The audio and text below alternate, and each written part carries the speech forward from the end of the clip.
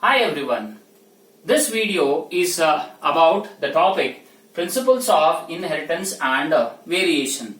So this particular topic comes under heredity and variation, which is generally included under the genetics. So genetics is the word which was being given by Bateson in the year 1906. So what is the genetics? Genetics refers to the study of the principles and mechanism of heredity and variations. So in the genetics we will be discussing about heredity and variations. Now what is heredity?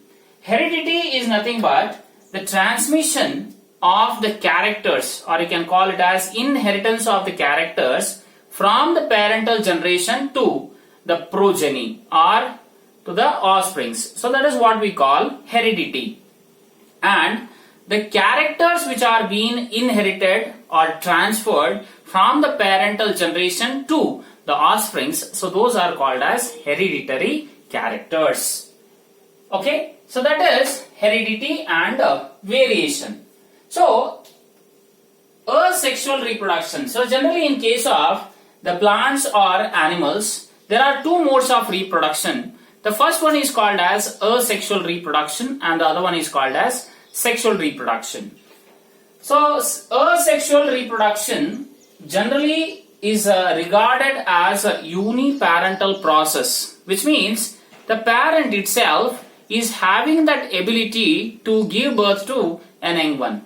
Where already we are knowing that asexual reproduction generally results in that of the individuals which are morphologically as well as genetically similar to their parents, because as the process itself is uniparental, where a single parent is able to give rise to the offspring. So there what actually happens is the individuals which are being produced to that single parent, so they are morphologically as well as genetically similar. So they are called as clones or they are called as ramete. Now, in case of asexual reproduction, ramete is basically, see for example, if we take a group of similar morphological and genetical individuals, so they are called as clones. Among that group, if we isolate or separate one, so that single individual is called as ramete. And whenever the offsprings are similar to their parents, what happens is there is no variation. There is no differences among that of the individuals. So which does not give rise to a new species, which means evolution does not occur. So that is asexual reproduction.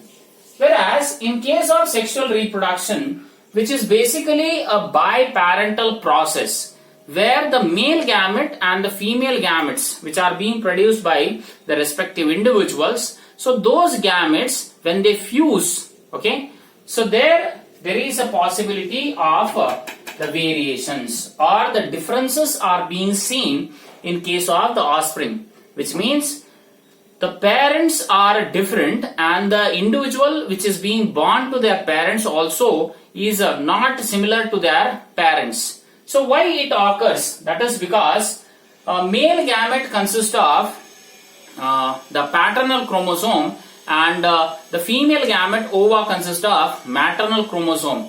So when both paternal and maternal chromosome will fuse, so that results in the differences or the variations. So that is the change in the offsprings or the progeny is being seen. And remember, sexual evolution brings about the differences, and this, when the accumulation of the variations takes place, so that results in the formation of a new species, which means sexual reproduction results into evolution, right? So these are the two types of the reproduction. Why I am talking about reproduction is because these reproduction, okay, generally helps in the inheritance of the characters from one generation to the next generation. Next is what actually is the word variation. As I said, they are the differences or the changes which are being seen in the offsprings. Either these differences may be morphological, or it may be behavioral, or it may be cytological, physiological. All these changes which are being seen in the offsprings or the individuals, so they are variations. So how these variations are being formed? They are being formed due to sexual reproduction. Right. Now, why variations? Why the variations will occur? There are 5 possible reasons why the variations will occur. See, first thing is reshuffling of the chromosomes or the genes. That's what I said. During the sexual reproduction, when male and female gametes will fuse, okay, so there is reshuffling of the chromosomes, or the genes which are being present on the chromosomes will get reshuffled during the process of crossing over. There is a chance combination of the chromosomes during meiosis and fertilization. So here what happens is fusion of the genes or the chromosomes may occur randomly as well as independently. So at that time, that is what we call it as a chance combination of the chromosomes, which will occur either during the meiosis, especially we can say during the gamete formation, and during the fertilization. So these, when they occur, so that bring about variation possibly. Or the meiosis may be also, it is a crossing over is a part of the meiosis, and during that possible way also variations may be seen. Next is mutations. So mutations are basically what we can say is the change. It is a sudden, irreversible and a permanent change in the genetic makeup of an individual. Okay, so generally we know that the nitrogenous base pairs are there, A, G, C, T, where A always binds with T, which means adenine always binds with thymine with the 2 hydrogen bonds, and guanine binds with that of the cytosine with the 3 hydrogen bonds. So this is universal rule to all that of the individuals, especially the human beings. Now what happens here is, if adenine, instead of binding with the thymine, if it binds with the cytosine, generally it will not happen, because during the process of replication there are the enzymes which will correct the sequence. If they are not being bound correctly, then there is an enzyme which corrects it.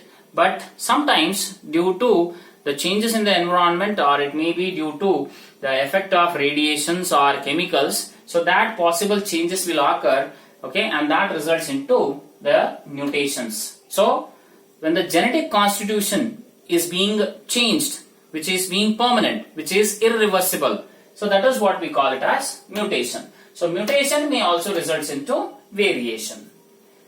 Last one is effect of environment. So environment also, for example, if the sun rays are there, UV rays are there, when the UV rays are being exposed to that of the organism, so possibly there is a chance of variation which may occur in case of the offspring. So that is, these are the 5 possible reasons for the variations to occur in case of the organisms. Now let's get into the details of the variation. See, basically there are 2 types of variations. First one is called as the somatic variation, and the other one is called as germinal variation. Somatic variations are being seen in case of the somatic cells, and these somatic variations occurs after the birth of an individual, which means somatic variations are not seen before, they are being seen after the birth of an individual. Henceforth these variations are being regarded as a acquired variation, because they are being seen after the birth of an individual. And as these are being seen after the birth, so these somatic variations are non-inheritable, means whatever the changes are being seen in individual after the birth, so those are not being inherited. Okay, and these somatic variations die with the death of that individual which has been having the somatic variations, so they are not being inherited. So that is about somatic variation which occurs in the somatic cells. Next is what we have is germinal variation. So germinal variation occurs in the germ cells, and as the variations are occurring in the germ cells, so they are inheritable, which means these changes which occurs in the germ cells, so they are being inherited from one generation to the next generation. Because see, for example, if I take a sperm, in this sperm there is a genetic constitution, there are the haploid set of the chromosomes, that is 23. So in this germ cell, if there is any change in the chromosome number or its size, so that will be inherited to the next generation. So that is what we call germinal variation, and these germinal variations are being seen before the birth of an individual. Okay, so these are the two main types. Now, in case of germinal variation, there are two types. First one is called as the continuous variation, and the other one is called as discontinuous variation.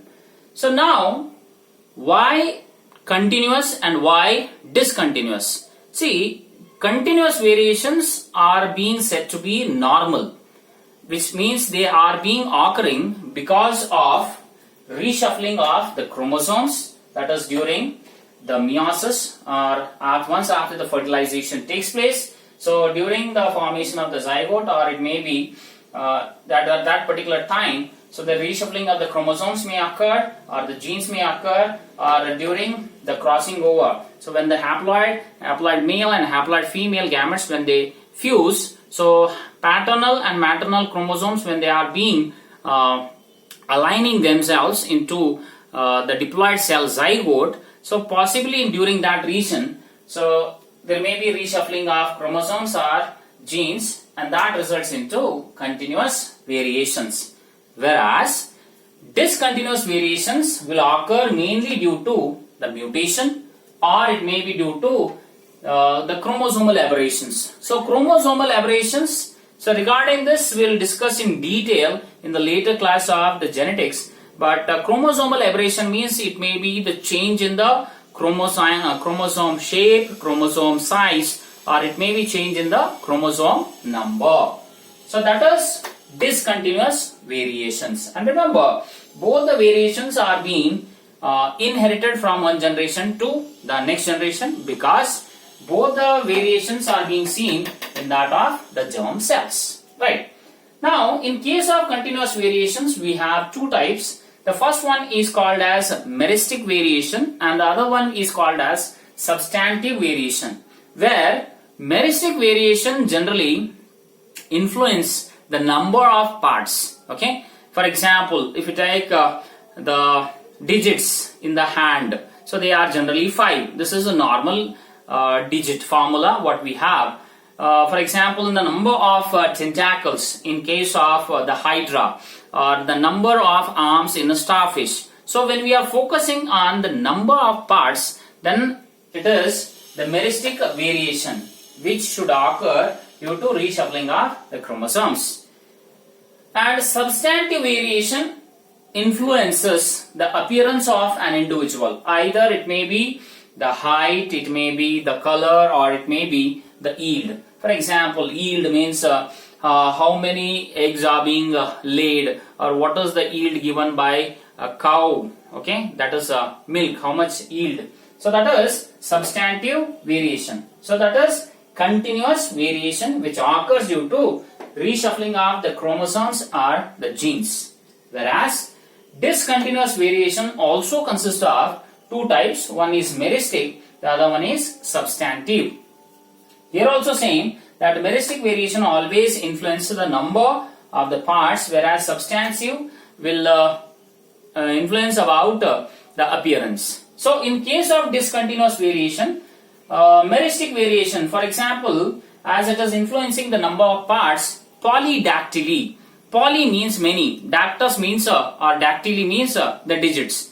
So generally, for example, if I say Hrithik Roshan, if I tell you, so he normally the individual has 5 digits, but Hrithik Roshan is having one extra, which means 6 digits are there, which means 1 digit is extra. So that condition is called as polydactyly. Yeah, and the other one is substantive variations which associated with discontinuous. So we have an example that is called as hairless cat or Ankan sheep or polled cattle.